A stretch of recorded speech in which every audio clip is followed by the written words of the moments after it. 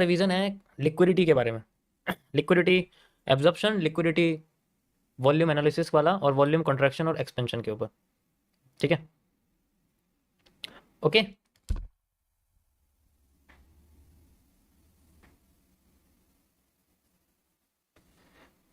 Liquidity को मैं कई बार एक्सप्लेन कर चुका हूँ, लेकिन मुझे करनी पड़ी क्योंकि मुझे आपको वॉल्यूम एक्सपेंशन और कॉन्ट्रैक्शन समझा रहा है। ये आपका रिवीजन है आज का। और कुछ स्ट्रक्चर फेलियर्स के बारे में बताने कि चलते चलते डब्ल्यू क्यों फेल कर जाता है, चलते चलते एम क्यों फेल कर जाता है। ठीक है, ये चीज़ें मुझे आपको अब शुरू करनी है, तो आप कह सकते हो कि थोड़ा सा इंपॉर्टेंट है। तो भाई पहले ये बताओ डे वन किस किस का है। काम की बात करो पहले तो।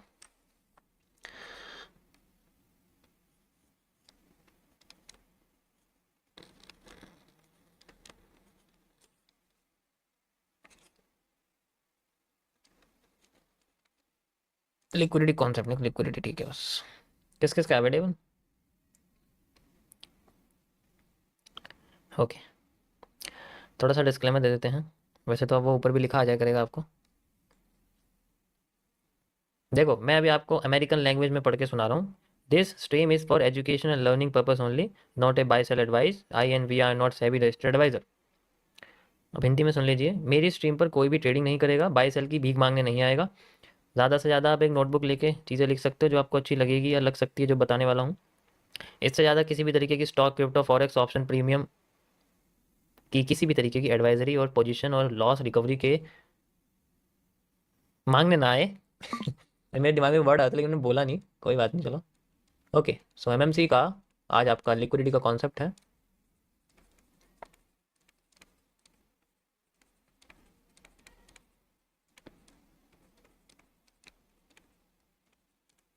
रिवीजन करा रहा हूँ मैं, कई बार इसको बता भी चुका हूँ, but we have to tell it every time. Liquidity,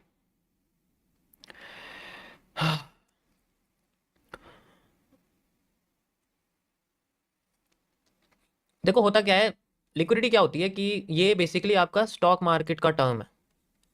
ठीक है, मतलब आप इसे कह सकते हो कि ये उन मार्केट का टर्म है जो सेंट्रलाइज्ड है। मैं आसान भाषा में बात करूं, only use in the centralised market. Centralise का मतलब होता है जिनको एक एक्सटर्नल बॉडी कंट्रोल करती है उसके फ्रॉड और अनफ्रॉड होने से। मतलब कोई भी सेंट्रल बॉडी होती है, कोई भी गवर्नमेंट ऑथराइज बॉडी जो होती है, वो आपका कंट्रोल करती है। उन्हीं मार्केट में लिक्विडिटी वर्ड का एग्जैक्ट मतलब समझा जाता है, उसके अलावा और किसी मार्केट में नहीं होता। ठीक है, तो पहले समझो लिक्विडिटी को यूज़ कैसे करते हैं। सेंट्रलाइज मार्केट होती हैं जैसे कि आपकी स्टॉक मार्केट होती है। ठीक है, जैसे कि आपकी गवर्नमेंट बॉन्ड्स मार्केट होती है। ठीक है, जैसे कि आपकी स्पॉट मार्केट होती है। स्पॉट कोई सी भी मार्केट हो सकती है जो जनरली किसी भी देश में होती है। ठीक है, जैसे कि आपकी कंट्रोल्ड फॉरेक्स मार्केट होती है। एक कंट्रोल्ड होती है, वो अलग होती है। ठीक है, कंट्रोल्ड फॉरेक्स मार्केट यानी कि आप इसे एफएक्स बोल सकते हैं। जैसे कि जो सिर्फ 6 घंटे ओपन होती है, वो वाली मार्केट की बात कर रहा हूँ। अब ऐसी मार्केट में इन सब वर्ड, इसको यूज वर्ड, इस वर्ड को यूज करते हैं। इसका मतलब क्या? तुम सोच रहे हो कि लिक्विड तो हम लोग जगह ही बोलते रहते हैं, ऐसे होता है वैसे होता है, लेकिन एक्चुअल में नहीं।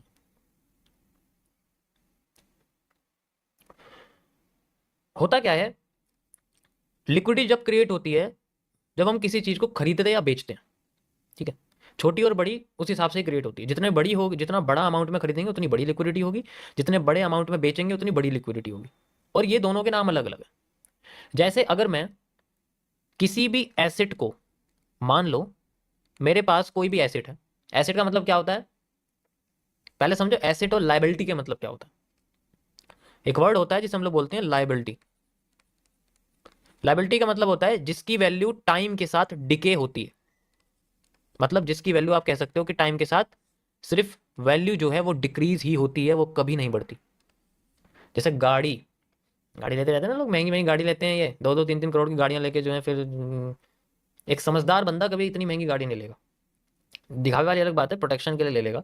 ठीक है, लेकिन पैसा ज़्यादा है तो भाई ले भी सकते हैं, शौक शौक की बात है, वो नहीं चलाई तो क्या नहीं चलाई।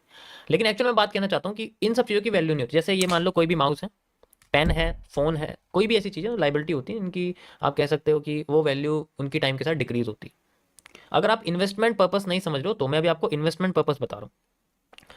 एसेट होता है जिसकी वैल्यू टाइम के साथ बढ़ती और घटती दोनों है, यानी कि ये वेरिएबल होता है। इसकी वैल्यू घट बढ़ भी सकती है, इसकी वैल्यू घट भी सकती है। ठीक है, अब जैसे मान लो एक घर है, ये मेरा प्यारा सा घर है और मैंने इस घर को खरीदा है। ठीक है, 2000 में, 2000 रुपये में नहीं, सन 2000 में, यानी कि 2000 में। 2000 जब चल रहा था, जब मैंने इसको खरीदा था, तब इसकी वैल्यू थी घर की 10 लाख रुपए।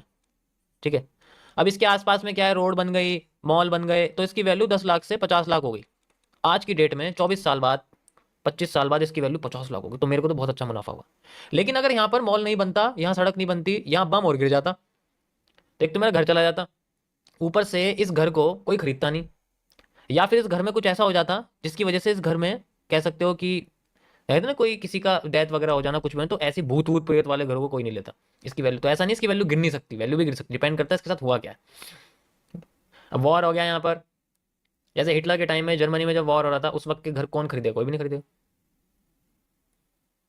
ठीक है, समझ आया। तो ये एसेट है, ये बढ़ता घटता रहता है, रियल एस्टेट की तरह है, रियल एस्टेट बढ़ती घटती रहती है। अब जब भी हम लोग अपनी एसेट को, जो कि हो सकता है हमारा कोई भी घर हो सकता है जिसे हम लोग रियल एस्टेट कहते हैं, या फिर कोई भी रेजिडेंशियल पर्पस के लिए यूज़ करते हैं या कमर्शियल के लिए यूज़ करते हैं।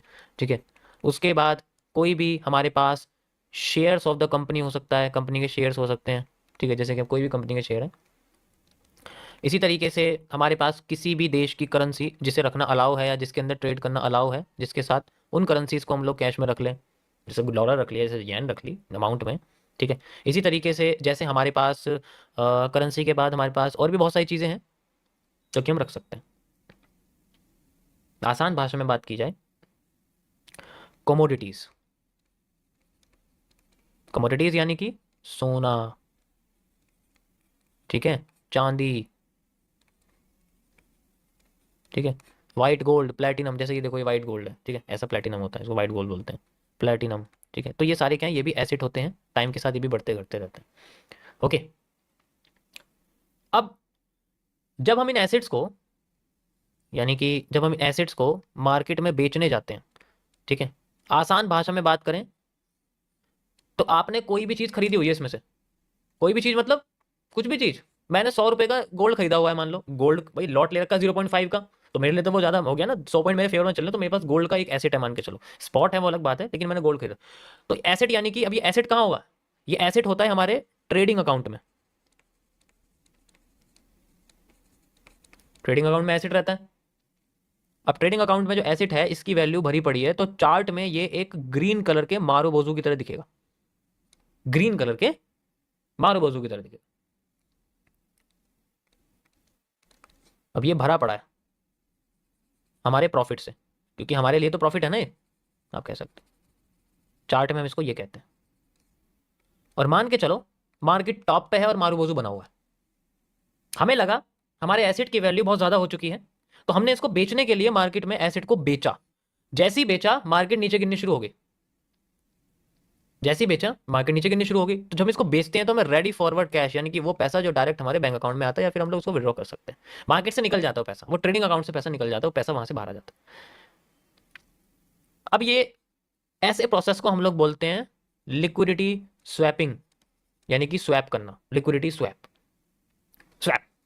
अब इस केस में ये जो है ऊपर से इसमें प्रेशर आता है मार्केट में, और ये इन्वर्टेड हैमर जैसा बन जाता है, या फिर शूटिंग स्टार जैसा बन जाता है, डिपेंड करता है इसके अंदर कितनी पावर है। तो ये आपका इन्वर्टेड हैमर, या फिर यानी कि जितनी लंबी इसके ऊपर की लाइन होगी ना, विक लाइन होगी, उतना ज़्यादा इसके अंदर लिक्विडिटी स्वैप हुआ है, यानी कि बहुत ज़्यादा प्रेशर पड़ा है ऊपर से। बेरिश प्रेशर का मतलब यही होता है। ठीक है, या तो शूटिंग स्टार हो सकता है, या इन्वर्टेड है, और शूटिंग स्टार या फिर इन्वर्टेड हैमर। ठीक है, ये दोनों इंडिकेट करते हैं हमारे किसको, लिक्विडिटी स्वैप को। अब ये पैसा कहाँ आता है, ट्रेडिंग अकाउंट से हमारे बैंक अकाउंट में, ये पैसा आ गया, अब तो पार्टी होगी बढ़िया वाली। अगर हम लोग, हमारे बैंक अकाउंट में पैसा है, ट्रेडिंग अकाउंट में नहीं, अगर हमारे पास जो कैश है वो हमारे बैंक अकाउंट में है, और किसी ने हमें ऐड दे दिया, लालच दे दिया, या किसी ने हमें बोला कि भाई तुम ट्रेडिंग कर लो, तुम मेरे लिंक से ब्रोकर में अकाउंट खोल लो और आज से ही ट्रेडिंग करना शुरू करो, बेशक तुम्हें ट्रेडिंग का टी भी नहीं आता, लेकिन तुम ट्रेडिंग करो, मैं करवाऊंगा तुम्हें लाइव में बिठा के। ठीक है, तो अगर तुमने ऐसा कर लिया, तुम्हारा बैंक अकाउंट है, अब इस बैंक अकाउंट से तुम पैसा डालोगे किसके अंदर, ट्रेडिंग अकाउंट में, और ट्रेडिंग अकाउंट में पैसा डालने के बाद तुरंत ये पैसा तुम्हें उसके कहने पे या अपने कहने पे तुमने मार्केट में उसको खरीद लिया, किसको, उस एसेट को। जब तुम अपने कैश से किसी भी उस एसेट को खरीदते हो, जो कि यहाँ आपको मैंने लिख के दिखा दिए हैं, इस प्रोसेस को हम लोग बोलते हैं लिक्विडिटी स्वीपिंग, यानी कि स्वीप करना। अब ये पैसा तुम्हारे बैंक अकाउंट से ट्रेडिंग अकाउंट में आ चुका है और ट्रेडिंग अकाउंट के जरिए आपने उस एसेट को खरीद लिया है। और अब ये जो यहां पर आपको दिख रहा है ये मारूबोजू बन जाएगा एक hammer which indicates a buying area, कि आपने किसी एसेट को बाय करा है, या फिर एक हैंगिंग मैन। तो एक हैंगिंग मैन या एक hammer, these indicate the markets liquidity SVEEP only in the centralised market. ये आप इसलिए इसमें देख सकते हो। समझ आया? अब ये कोई एक आदमी नहीं होते, बहुत सारे होते हैं, लेकिन एक प्रोसेस होता है जिसको हम देख सकते हैं। यहां तक समझ में आया? पहले बताओ, यहां तक समझ में आया?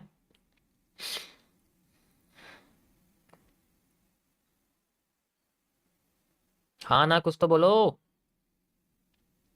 अब तुम फालतू की बातें करके अपना टाइम आउट करवा लेते हो हैं, फिर बाद में तुम 30 मिनट बाद मैसेज लिखते हो, तो इसलिए चुप रहा करो। जब टाइम हो, जब मैं बोलूँ तब बोलो, तब तक अपना टाइम बचा के रखो, वरना मैं 5 मिनट का भी डिले लगा सकता हूँ। ये सरकारी एरिया नहीं है कि तुम यहाँ राइट टू इन्फॉर्मेशन लेना चाहोगे।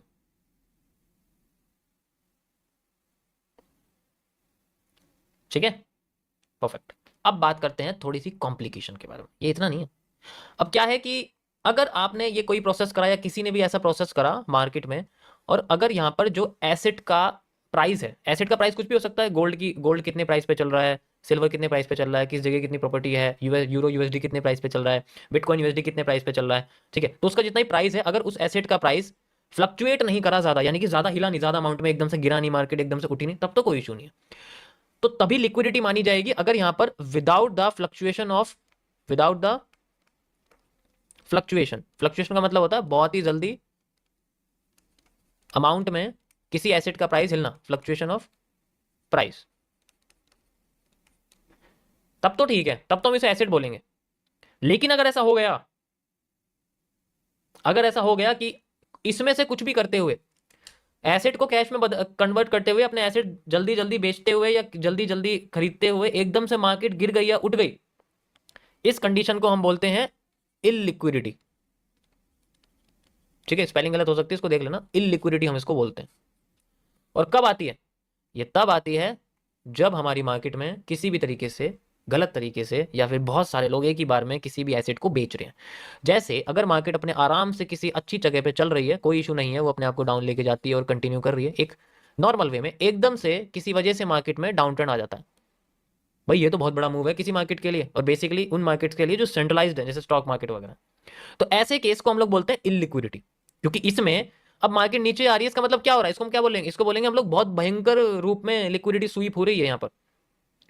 ठीक है, तो इसका मतलब क्या है, अब अगर सेंट्रलाइज्ड मार्केट है, ठीक है, यानी कि वो मार्केट जिसको एक अथॉरिटी मैनेज कर रही है, कोई सी भी मार्केट है जिसको अथॉरिटी जो भी है मैनेज कर रही है, और उसकी वजह से किसी कारण, किसी इवेंट की वजह से मार्केट में सेलिंग आ गई है, बहुत ज्यादा नुकसान हुआ है, लोग अपने एसेट बेच रहे हैं, इसका मतलब पैसा निकाल के अपने पास रख रहे हैं। अब यहां पर क्या करेंगे, जैसे कि कोई भी सेंट्रल अथॉरिटी या सेंट्रल बैंक है एग्जांपल के लिए, ठीक है, जो सेंट्रल बैंक है वो क्या करेगा, किसी भी कंट्री का, उसे बस एक काम करना है, वो जिस रेट से बैंक को लोन देता है, देश के जितने भी कमर्शियल बैंक हैं या फिर नॉर्मल बैंक हैं, कॉर्पोरेट और इंडिविजुअल जितने भी सेक्टर में बैंक हैं, उन सब बैंक को जिस रेट से लोन देता है, जिसे हम लोग रेपो रेट कहते हैं। एग्जाम्पल के लिए जैसे अभी 4% का दे रहा है, ठीक है, ऐसी कंडीशन होने के बाद उसने रेट को 3.8% कर दिया, यानी कि 0.2% की गिरावट कर दी है। अब इस गिरावट का फायदा कमर्शियल बैंक को बहुत अच्छा होता है। अब ये कमर्शियल बैंक बाकी के नॉर्मल अपने कस्टमर्स को, हम जैसे छुटवैये लोगों को लोन देगा। एग्जाम्पल के लिए जैसे मान लो 10% पे लोन दे रहा है किसी भी चीज का, तो इसने 10% से घटा के हमें 8% पे कर दिया, और हमें 2% यहां पर हमें कम मिला। अरे बाप रे, फिर तो हाहाकार मच जाता है, फिर तो बैंक में लोग भागेंगे तुरंत अपने जो है लोन लेने के लिए। जैसे ही लोन लेंगे, अब वो लोन लेने के बाद पैसा कस्टमर के बैंक अकाउंट में आ जाएगा, आ गया, उसके अकाउंट में बन गया एक मारूबोजू, एग्जाम्पल के लिए चार्ट पे। अब वो क्या करेगा, वो ये पैसा मार्केट में यूज करेगा। अब यहां पर जब पैसा मार्केट में यूज करेगा तो वो क्या करेगा, वो इस पैसे से एसेट और लाइबिलिटी दोनों को लेगा। ज्यादातर केसेस में कह सकते हो कि मान लो 90% वो अपने एसेट लेता है, तो वो क्या कर रहा है, वो अपने कैश का इस्तेमाल कर रहा है एसेट खरीदने के लिए। इस प्रोसेस को हम लोग बोलते हैं स्वीपिंग, जो कि मैं समझा चुका हूं। कोई भी एसेट खरीद सकता है। और जब एसेट खरीदेगा तो मार्केट में हमें नजर आएंगे हैमर बने हुए, हैंगिंग मैन बने हुए। और मार्केट एकदम से, और ये कोई एक आदमी तो करेगा नहीं, जब फायदा सबको हो रहा है तो सभी करेंगे, तो ऑटोमेटिकली मार्केट अपने आप ग्रो करना शुरू कर देगी। अपनी ओरिजिनल पोर्शन पे जब तक जाएगी नहीं तब तक ये रेट रहेगा। जैसे ही ये रिवाइज्ड एरिया आ जाएगा, यानी कि वो एरिया जहां पर एक फ्लो मार्केट का चल रहा था, उसके बाद रेपो रेट को दोबारा से जस्ट लाइक 3.9 कर देते हैं और इससे दोबारा लोन लेने की संख्या कम हो जाती है। That is how liquidity creates. Example के लिए मैं आपको दिखाता हूं Nifty 2 hour time frame, June 5 election day. This is the perfect example for your liquidity. You can easily see कि मार्केट अपने रास्ते पर जा रही थी, लेकिन किसी ने, या फिर कह सकते हो कि बहुत सारे लोगों ने एकदम अपने एसिड बेचने शुरू करे। ठीक है, एकदम अपने एसिड जो है बेचने शुरू करे। And you can see acid बेचने के बाद यहां पर मार्केट में हमें hanging man, hammer hammer hammer hammer ही हैमर दिखाई दे रहे हैं। आप सिर्फ ये समझो क्या होता है। This is the portion where the market creates the liquidity sweep. बहुत बड़े बड़े अमाउंट में यहाँ पर मार्केट में हमें यहाँ पर बुलिश प्रेशर देखने को मिल रहा है। समझ आया?